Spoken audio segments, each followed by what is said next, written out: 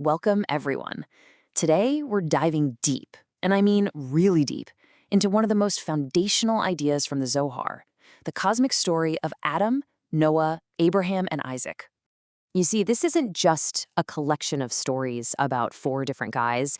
It's actually a single, unified blueprint for a cosmic system. A system that suffered a critical failure and then kicked off this incredible multi-generational mission to get everything back online. All right, let's get into it. So, here's how we're going to tackle this. First, we'll look at the original design, the primordial blueprint. Then, what went wrong with the system crash. After that, we'll get into the recovery mission, the all-important integrity test, how the actual repair process, the tikkun, works, and finally, what all of this means for our own path to wholeness. Okay, let's start at the very beginning. We're talking about the original design, a perfectly balanced, perfectly calibrated spiritual universe. Before our physical world even existed, there was this architecture, this idea, and right at the center of it all was a being we know as Adam. Now, it is absolutely crucial to understand that this first Adam is not just a man in a garden. The mystical texts call him Adam Kidman, primordial man. Think of him less as a person and more as the very configuration of creation itself. His essence was, woven from the highest possible spiritual worlds. His soul, it came from what the mystics call Atzilut, which is like the pure realm of divine thought. And get this, even his body wasn't physical like ours. It was made of the spiritual stuff from Yetzirah, the world where those divine ideas first start taking shape. He was basically a perfect, luminous conduit designed to channel divine light into every corner of creation. To bring this into our world, let's use a technology. Imagine creation is this unbelievably advanced supercomputer. Its operating system is built on the 10 Sephirot. These are divine attributes like wisdom, kindness, and severity. That's the fundamental code. In this whole setup, Adam was created as the system administrator, the super user. He had full access to the source code of reality. And most importantly, he was given the ultimate root privilege, free will. The power to execute any command, to either keep the system running perfectly or, well, to crash it. And this right here, this shows you the sheer scale of the catastrophe. Adam's choice wasn't just, a simple mistake. It was like he entered a command that triggered a total system-wide failure. The spiritual worlds literally fell. Adam's garments of light were gone, replaced by physical skin, and that direct, unfiltered connection to the divine severed. For the very first time, a kind of spiritual static, what the texts call Zohama, or impurity, entered the system, corrupting the very code of creation. Okay, let's move into the immediate aftermath. The system is compromised, it's spiraling into corruption. A really radical containment protocol had to be initiated. And this wasn't about repair just yet. This was about sheer survival, about preventing a total loss of all data. So the flood, you can think of it as a forced system-wide shutdown and reboot. The corruption had just gotten so out of control that the only choice was to wipe the hard drive clean and restart everything in a kind of safe mode. The Ark is the perfect analogy for a data backup, right? It preserves the essential code for life. But, and this is key, in this safe mode, the world is operating with very limited functionality. The Zohar even points out that this required a vessel of incredible spiritual strength. Noah had to reach the age of 600 to be spiritually complete enough to house and protect this precious backup. So, this is the really crucial point, the difference between these two figures. Adam's failure was unintentional, and it came from a state of perfection. He's like player one in a video game who misuses a key item and glitches the entire game world. Noah's role, on the other hand, is one of passive preservation. He didn't cause the fall. He was just chosen to survive the system reset. He's the player who makes it through the level, but he doesn't have the tools or the mission to actually go in and fix the game's broken code. He keeps the potential alive, but the real repair work? That has to be done by someone else. And this is where the story takes a massive turn. After the crash and the reboot, the real recovery mission begins.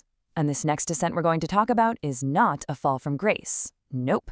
This is a calculated, strategic mission, undertaken by a spiritual master, an agent sent to actively repair the system from the inside out. This brings us to the absolute core question of this entire cosmic drama. Why would a divine repair plan involve sending its best agents, like Abraham, into the most spiritually dark and compromised places? Why would you have to descend into the fire of impurity to fix a broken system? It seems backwards, right? Why not just fix it from a safe, clean distance? Well, the answer, according to the Kabbalistic sources, is this incredible concept called nitzosat, or sparks of holiness. When the system crashed, fragments of the original divine light shattered and got scattered, trapped inside the broken pieces of the system, what Kabbalah calls the klipot, or husks of impurity. Think of it like this. These sparks are the power source that's now being used by the negative forces. They're what gives them life. So the only way to truly restore the system is to go in and get them back. And only a soul with the purity and strength of someone like Abraham can go into these dark zones, retrieve the sparks without getting corrupted himself, and bring them back to where they belong. And this just perfectly illustrates Abraham's unique job. He is the first active recovery agent. His whole spiritual personality is aligned with the Sephirah of Chesed, this expansive, outward-flowing, loving kindness. His mission takes him down into Egypt, a place whose very name, Mitzrayim, literally means constriction, a symbol for spiritual darkness. He's the hero in the video game who voluntarily goes into the darkest, most dangerous level, not to fight some big boss, but to gather the scattered sparks of light that are needed to power the world back up again. His special ability is chesed, an outward giving energy that can breach the firewalls of selfishness and impurity. So the first part of the repair is underway. The sparks are being collected, but retrieving them is only half the battle. Now the system's integrity has to be tested. Can this repaired vessel actually handle the immense power of the restored divine light without shattering all over again? This is going to require a brand new agent and an equal but opposite force. Now, this is a really critical distinction. If Abraham's work was all about expansion, about going out into the world to gather things up, Isaac's work was all about contraction, about going inward to a single point of absolute, unwavering focus. Abraham had to engage with the world's impurity to pull out the holiness. Isaac had to concentrate all of that recovered holiness to prove that it could withstand the ultimate pressure test. You can think of Abraham as the pioneer, the one who blazed the trail. Isaac, he was the stabilizer, the one who fortified the foundation to make sure it would never, ever collapse again. And this is the real secret of the Akedah, the binding of Isaac. It was never about a test of blind obedience or a call for human sacrifice. Not at all. It was the ultimate system stress test. You see, Isaac's spiritual makeup corresponds to the Sephirah of Gevurah, severity, discipline, incredible strength. The Akedah was the final exam for this force. Could the vessel of holiness hold its integrity under the most intense pressure you could possibly imagine?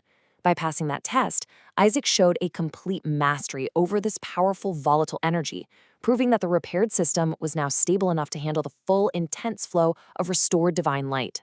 All right, the ultimate stress test has been passed. The system is proven to be stable. We've seen the agents of repair, Abraham the pioneer, Isaac the stabilizer. Now let's pop the hood and look at the actual mechanics of this cosmic tikkun, this whole process of rectification. When you lay it out like this, you can see this clear, logical progression. It's like a multi-generational engineering project. It starts with Adam, who represents the system's amazing potential and also its breach. Then comes Noah, the containment phase. He's followed by Abraham, who kicks off the active recovery. And finally, you have Isaac, the stabilization and testing phase, who proves the repair is solid. It's a 4-act play, moving from a catastrophic failure all the way to a stable, restored state. You know, the Zohar even represents these deep spiritual dynamics with a kind of cosmic color palette. The energy of Gevurah, that force of judgment and testing that Isaac had to master, is associated with the color red. Din, it's the fire of the test. On the flip side, the expansive energy of Hesed that Abraham embodied, that force of mercy and loving kindness, is associated with brilliant white, the pure light of restoration and tikkun. The whole process is really a transformation from the red fire of the test into the brilliant white light of wholeness. So what you realize is that the patriarchs are so much more than just historical figures. They actually embody these fundamental cosmic forces. Abraham is the pillar of chesed, of kindness. Isaac is the pillar of Gevurah, of strength. And this is where their successor, Jacob, becomes absolutely essential. He embodies Tiferet, which means beauty or harmony. His whole life is a story of wrestling with and balancing the expansive kindness of his grandfather Abraham and the severe strength of his father Isaac. Jacob's job is to perfectly synthesize these two opposing forces, creating a stable, harmonious central column for the entire repaired system. He is the ultimate proof that the fix worked. Okay, so we've been through a lot here. Cosmic engineering, spiritual firewalls, divine attributes. But why? Why does this ancient, incredibly complex blueprint matter to us, right here, right now in our daily lives? Well, it's because this cosmic pattern, descent, test, and restoration, it's not just ancient history. It is the very model for all human spiritual growth and resilience. The Zohar teaches that true shalom, true peace and wholeness, isn't about the absence of struggle. Not at all. It's the state you achieve after you successfully navigate a challenge. It's about the ability to consciously enter a difficult situation, a descent, retrieve a spark of wisdom or strength or understanding, and emerge stronger and more whole than you were before.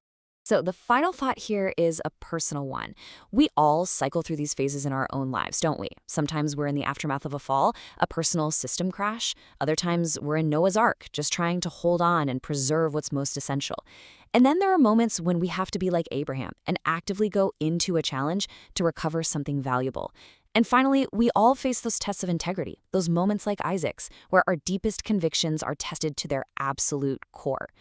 Recognizing where we are in this primordial blueprint can give our own journey a profound sense of clarity and purpose. Thank you so much for joining us for this complete journey through the Pardes. We really hope these ancient truths can help you and your family improve your own dimensions this week. If you enjoyed this deep dive, please do like, subscribe, and maybe share in the comments which part of this journey really touched your soul. We'll see you in the next chapter.